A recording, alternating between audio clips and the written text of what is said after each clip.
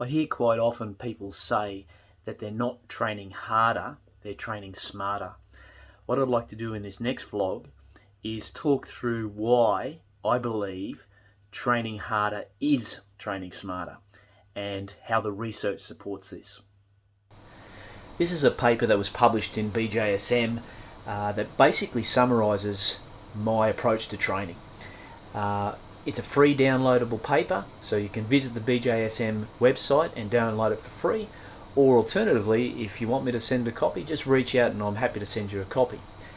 Here's a model that summarises my view to training, and it pulls together training load, injury, fitness and performance.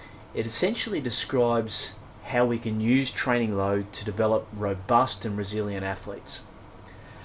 When we wrap our athletes in cotton wool, when we expose them to low training loads, it leads to poor fitness. And when we're unfit, we can't perform as well as we'd like. But equally, when we can expose our athletes to high training loads, it develops good physical qualities, which puts us in a position to perform well. But there's a caveat here, that if we use excessive training loads, or that we rapidly increase training loads, it increases the risk of soft tissue injury. And if we don't have our best athletes available for selection each day, each game, each competition, then it leads to poor performance.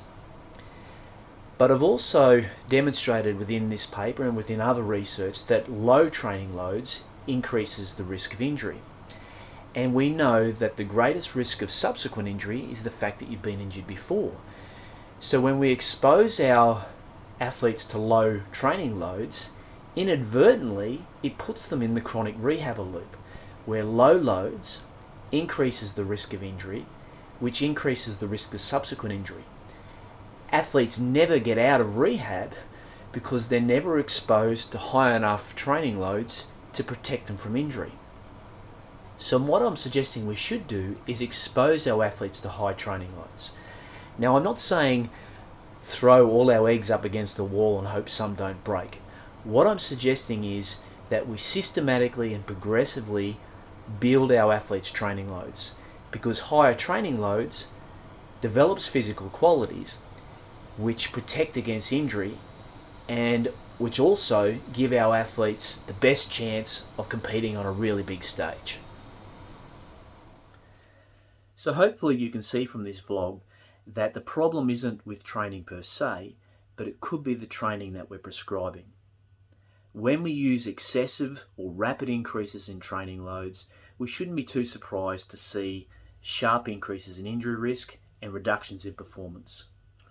But when we can build to higher chronic workloads and systematically do it, it gives us, our athletes, the best chances of developing resilience and robustness. And I think it does it in three ways. The first is that higher chronic workloads are associated with lower injury risk. The second is when you can build to higher chronic workloads and do it in a systematic way, you develop the physical qualities that protect you against injury.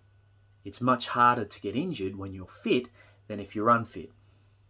And the third point is that it's much easier to spike workloads when you're in the basement than if you're at the ceiling.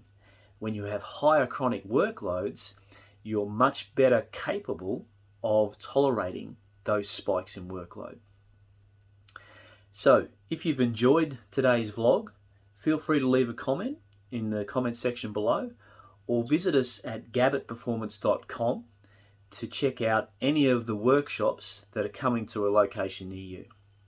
Thanks for listening.